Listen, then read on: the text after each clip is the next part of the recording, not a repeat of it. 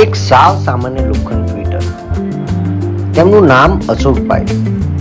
તે દરરોજ ને દરરોજ 12 કલાકની મહેનત કરતા અને આ મોંઘવારી વચ્ચે પરિવાર પણ ચલાવતા.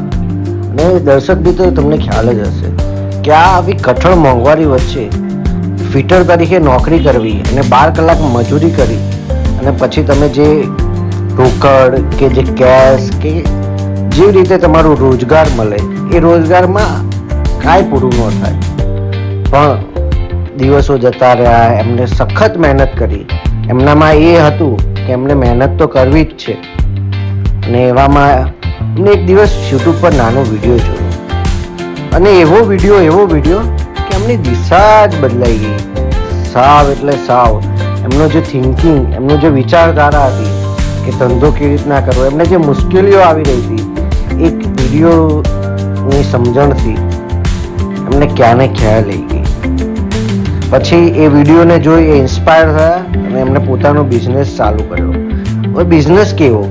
બિઝનેસ એવો કે લોખંડની વસ્તુઓ રિપેર કરવી.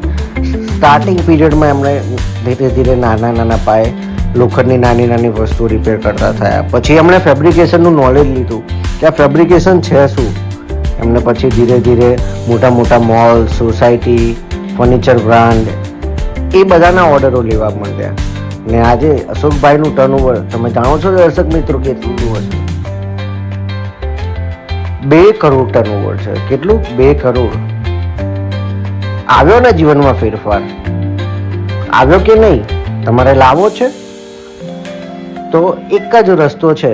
પહેલું પગલું ભરો તો ખરા મારા સાહેબ.